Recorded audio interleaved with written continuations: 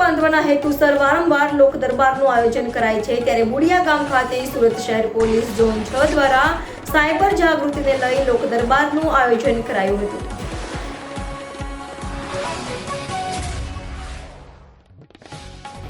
લોકો પોલીસ સાથે મળી કામ કરે અને પોલીસની કામગીરીમાં સાથ આપે તે માટે સુરત પોલીસ દ્વારા સેતુ બાંધવાનો પ્રયાસ કરાય છે, જેના અનુસંધાને સુરત શહેર પોલીસ ઝોન 6 દ્વારા એક કદમ સાયબર ક્રાઇમ જાગૃતિ તરફને લઈ લોક દરબારનું આયોજન કરાયું હતું। બુડિયા ગામ ખાતે આવેલ રામજીવાડીમાં યોજાયેલા સુરત પોલીસના લોક દરબારમાં નાગરિક ગીત એ જ સુરત પોલીસની પ્રાથમિકતા હેઠળ કાર્યક્રમ યોજાયો હતો, જેમાં ઉચ્ચ અધિકારીઓ સાથે મોટી સંખ્યામાં નાગરિકો હાજર રહ્યા હતા। જી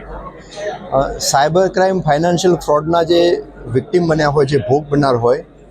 એમણે સાયબર ક્રાઇમ બન્યા પછી 1930 હેલ્પલાઇન નંબર જે છે, નેશનલ લેવલની હેલ્પલાઇન જે છે, એની ઉપર ફોન કરતા હોય છે અને એ ફોન આધારે જે તે સંબંધિત અધિકારી જે તે બેંકને જે સસ્પિશિયસ, જે શંકાસ્પદ એકાઉન્ટ હોય એમાં જે નાણાં જે ટ્રાન્સફર થયેલા હોય એમાં ફ્રીઝ કરવા માટે એક રિટર્નમાં કોમ્યુનિકેટ કરતા હોય છે। આ નાણાં જે તે વિક્ટિમ અથવા ફરિયાદીને પરત મેળવવાની કાર્યવાહી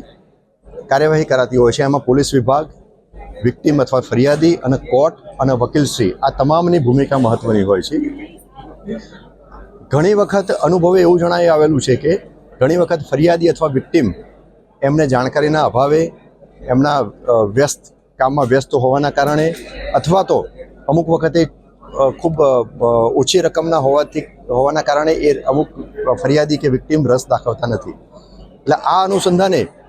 આ વિક્ટિમ કે ફરિયાદીને નાણાં પરત મેળવવાની કાર્યવાહી કરવાના ભાગરૂપે ઝોન હેઠળ અલગ અલગ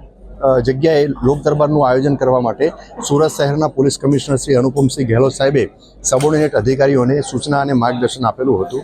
જે અન્વયે આજે ઝોન 6 હસ્તકના પોલીસ સ્ટેશનના એક લોક દરબારનું આયોજન ડીસીપી ઝોન 6 આદરણીય શ્રી રાજેશ પરમાર સાહેબના અધ્યક્ષ સ્થાને રાખવામાં આવેલું હતું, જેમાં ડીસીપી ઝોન 6 રાજેશ પરમાર સાહેબને સિવાય એસીપી જે ડિવિઝન દીપ વકીલ સાહેબ, સરકારી વકીલ શ્રી ડોબરિયા સાહેબ,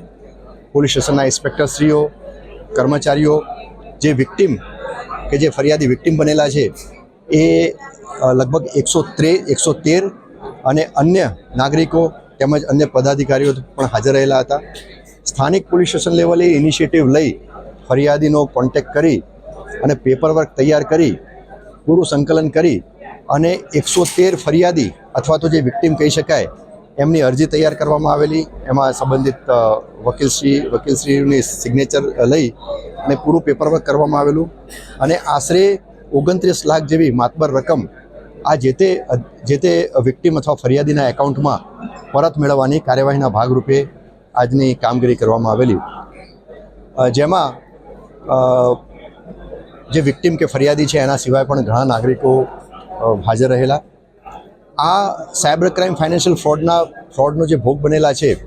એમને નાણાં પરત મેળવવાની કાર્યવાહીની સાથે સાથે આજે સાયબર ક્રાઇમની જાગૃતિ મેળવવા માટે પણ હાજર જે જનતા જે છે, નાગરિકો જે છે, એમને ડિટેલમાં બ્રીફ કરવામાં આવેલા છે અને એમને એક ગુજરાતીમાં